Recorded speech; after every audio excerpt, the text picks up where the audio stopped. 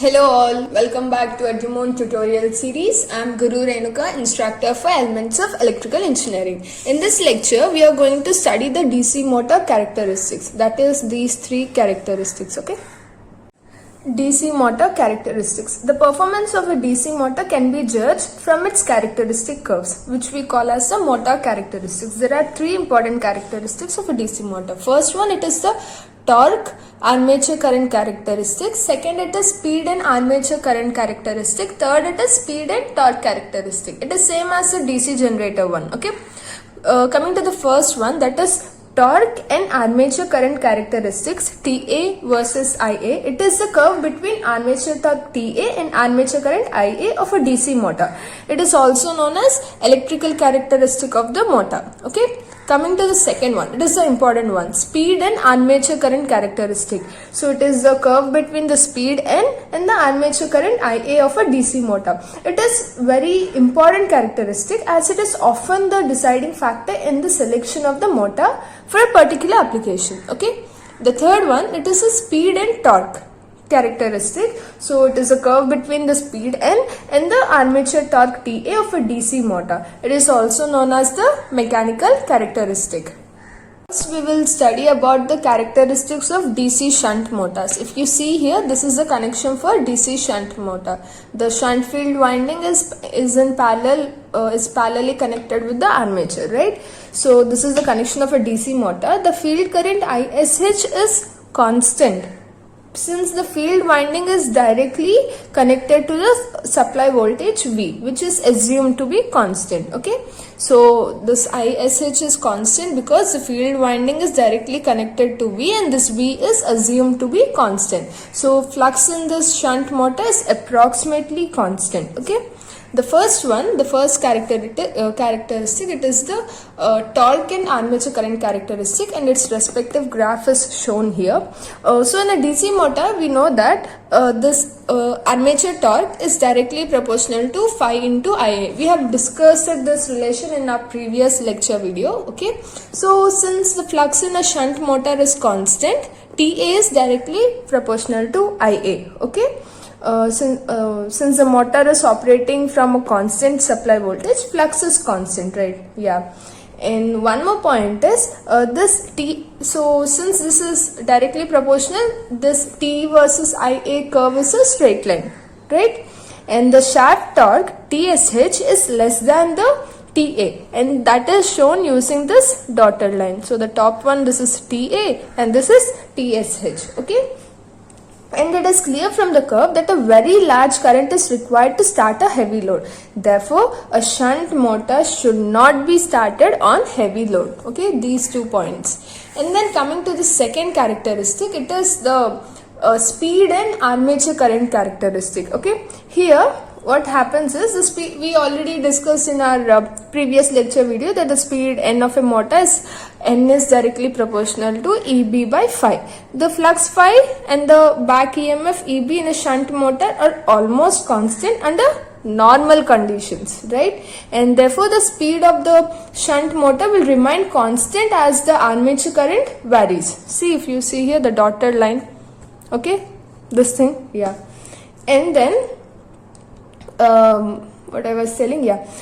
So when the load is increased, what happens when the load is increased? This EB, this back EMF, and this flux both decrease. Okay, due to and this is due to back EMF decreases due to armature resistance drop, and flux decreases due to armature reaction. So the speed of the motor decreases slightly with load, and that is how we have shown with this line AC. Okay, on load the speed N decreases slightly. Okay, this is the second characteristic. Then coming to the third one, it is speed and armature torque characteristic. Here the curve is obtained by plotting the values of N and TA for various armature currents, right? So it may be seen that the speed falls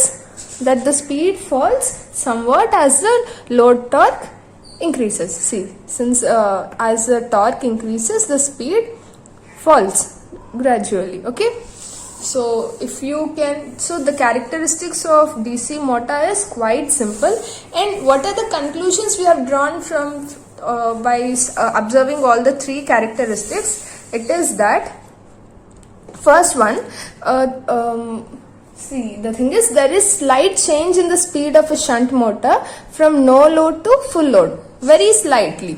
So we can consider this shunt motor to be a constant speed motor. And secondly, the starting torque is not high. The starting torque is not high because TA is directly proportional to IA.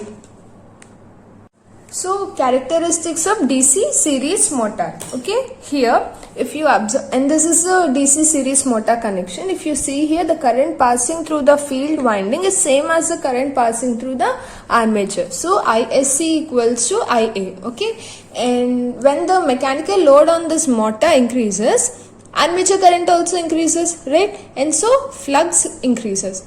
Mechanical load on motor increases, armature current increases. Since armature current increases, flux increases, and this is vice versa. Okay, like the DC shunt motor, we are going to discuss the three important characteristics. The first one, it is torque, armature torque and the armature current characteristic. So we already know that for a DC motor, this TA is directly proportional to phi IA, right?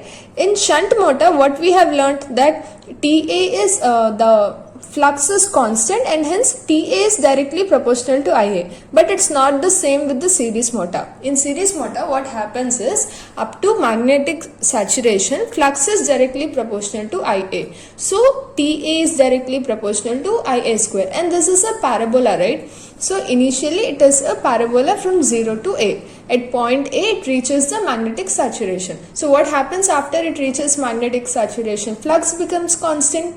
Since flux is constant, TA is directly proportional to IA, and this is a straight line equation. Okay, so some part of the graph curve is a parabola and the next part is a straight line.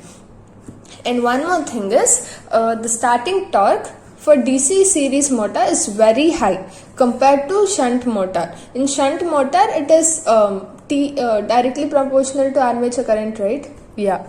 And then this second characteristic, it is speed and armature current characteristic. We already know that speed is directly proportional to EB by phi, and where EB is V minus IA into RA plus RSA. RA plus RSA, because these two are in series. We are going to sum up the resistance, right? Okay. Then when the armature current increases, EB decreases, right? We have already learned in the previous lecture. Since IA increases, EB decreases. So flux increases, and this EB decreases due to this drop, IA into RA plus RSC drop. But the thing is, this is very small. It is quite small under normal conditions. So we can neglect it. So we can neglect this part. So then what happens when we neglect this part?